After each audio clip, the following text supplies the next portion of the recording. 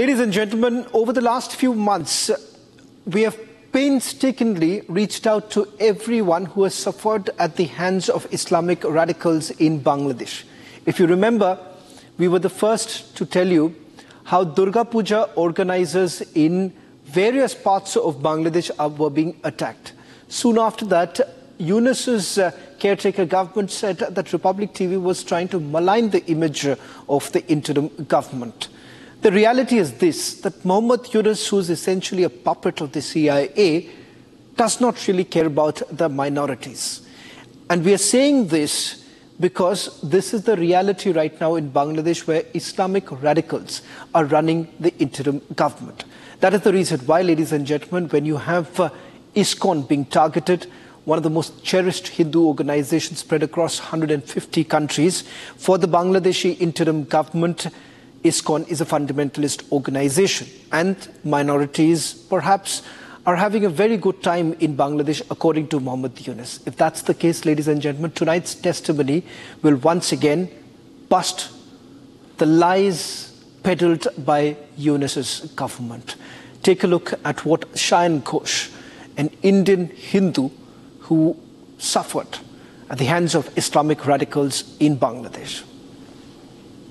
Ladies and gentlemen, Mohammed Yunus's caretaker government has been trying to sell a narrative, and the narrative is this: minorities aren't being attacked in Bangladesh. All steps are being taken to protect minorities. And the fact that Indian media perhaps is peddling a false narrative to malign the image of the caretaker government. That's what Mohammed Yunus wants the entire world to believe. Over the last few days, shocking images have actually come out of Bangladesh from different parts of the country of how Hindus are being persecuted. All of this at the behest of radicals who are now running the entire country, which once again Mohammed Yunus appears to be completely ignorant about. From the start, ladies and gentlemen, on This Is Exclusive, we have made multiple efforts to ensure that the account of those who have suffered are out in the open for you to understand that this is what is happening in Bangladesh. Tonight, on This Is Exclusive, we have yet another testimony. Someone who has been in Bangladesh, who has been suffering at the hands of these Islamic radicals and has now returned to India. Shayan Ghosh is one such person, ladies and gentlemen, and we all are grateful to Shayan, who's joined us from the Republic Bangla studio. Shayan, thank you very much for joining us. Ladies and gentlemen, as you could see, a bruised Shayan Ghosh. He suffered at the hands of the Islamic radicals in Bangladesh. Shayan, thank you very much for taking out the time and speaking to us. I hope you're doing much better now that you are in India. It is a painful time and perhaps difficult to relive those. But I'm going to urge you to perhaps tell our viewers, what is it that you went through when you were in Bangladesh, and how exactly were you bruised in the manner that we are seeing right now? I went to Bangladesh this month, 23rd November.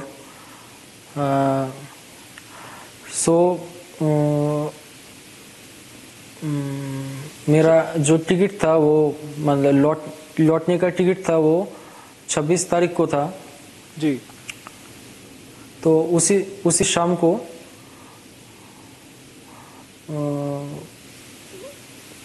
शायद आप हिंदी में बात कर सकते हैं, आपको जैसा comfortable लगे आप बात कीजिए। हम ये जानना चाहेंगे कि आखिरकार आपके साथ हुआ क्या था जब आप बांग्लादेश पहुंचे, हुआ क्या आपके साथ? उसी शाम को मेरे दोस्त ने मुझे कहा था कि चलो थोड़ा घूम के आते, तुम तो घर चले जाओगे आज, सो तुम्हें उसके साथ थोड़ा बाहर निकला था जी। उसी टाइम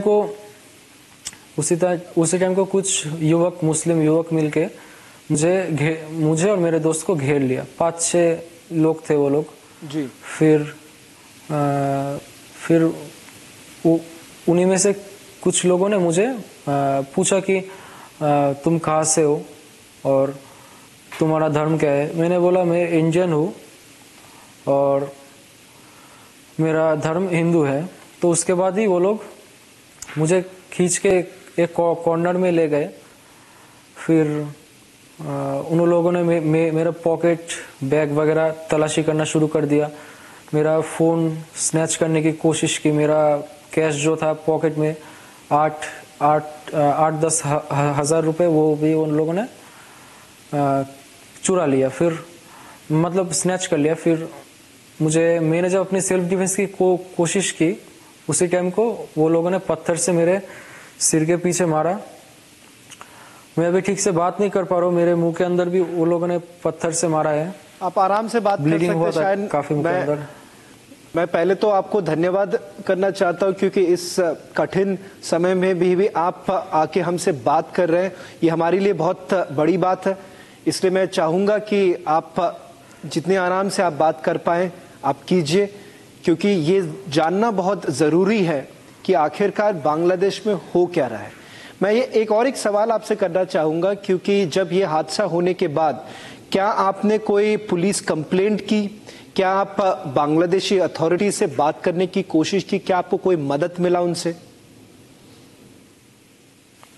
जी, जब मेरे साथ ये हादसा हुआ तो मैं पहले से मतलब थोड़ा शुरू से बोलता हूँ। जो वहाँ पे तो कोई जो पब्लिक थे सब देख रहे थे जब वो मुझे मार रहे थे। सिर्फ मेरे दोस्त ही एक था जिसके साथ मैं निकला था, वही सिर्फ हेल्प कर रहा था मेरा। और बाकी जब भीड़ इकट्ठा हो गया, वो लोग जब भाग गए, जो रेडिकल्स थे जो मुझे मार रहे थे वो भाग गए थे, तब फिर मैं घर आके वहाँ के हेल्पलाइन पे कॉल किया 999 पे। उन लोगों ने उल्टा मुझसे पूछताछ शुरू कर दिया कि मेरा रिलेशन क्या है मेरे दोस्त के साथ, या फिर मैं क्या करना आया वो वगैरह वगैरह। मतलब मुझे ही बहुत पूछताछ कर रहे थे वो लोग जी। फिर मैंने वहाँ का जो शैमपुर थाना है, ढाका में जो शैमपुर थाना है, वहाँ पे मैं डायरी करने के लिए गया।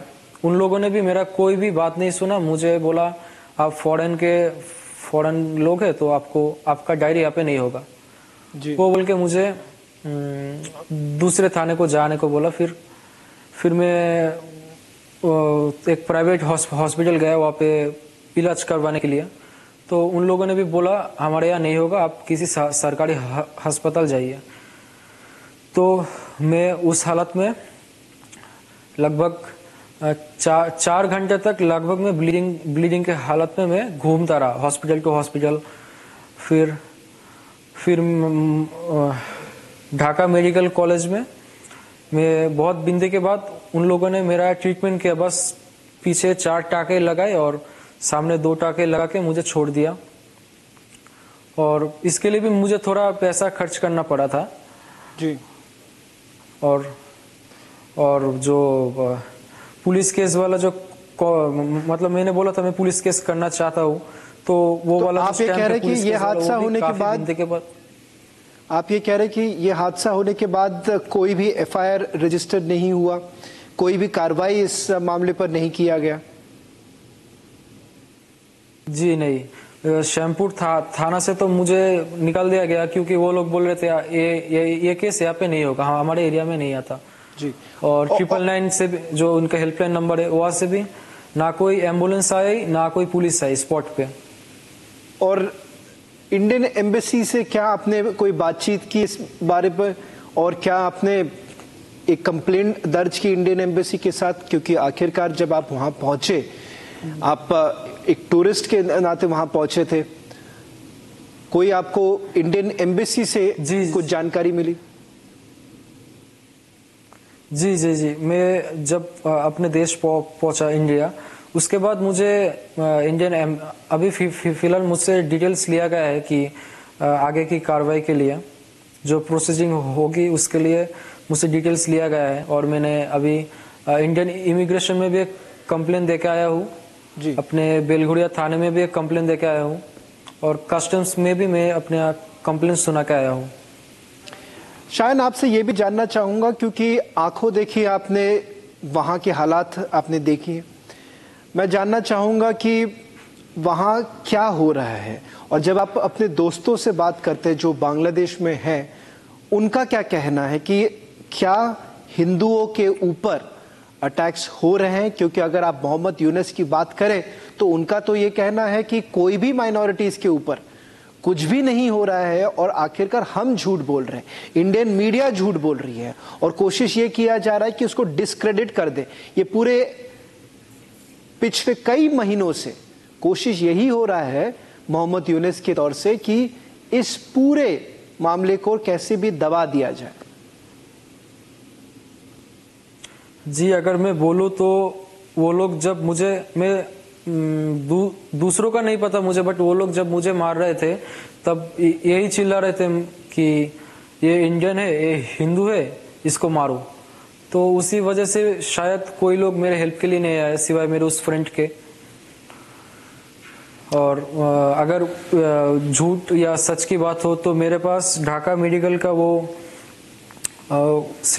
स्लिप है, अगर आप चाहो तो मैं कैमरा में दिखा सकता हूँ। शायद आप दिखाइए, क्योंकि मैं चाहूंगा, क्योंकि हमारे इस शो में लगातार हम लोग ये सवाल उठाते रह रहे हैं, और जितनी बार हमने सवाल उठाया उतनी बार बांग्लादेश का ये कहना है कि हम झूठ फैलाने की कोशिश कर रहे हैं। तो मैं आज चाहूंगा कि आप रिपब्लिक मीडिया नेटवर्क के द्वारा आप पूरे दुनिया को दिखाइए कि आखिरकार झूठ कौन बोल रहा है और किसके ऊपर कार्रवाई करनी चाहिए। मैं चाहूंगा कि वहां पे हमारे रिपब्लिक बांग्ला के कैमरा पर्सन दिखाएं कि आपकी जो स्लिप है, अस्पताल के जो स्लिप है, वो आप दिखाइए कैमरा पे, ताकि हम सब देख पाए।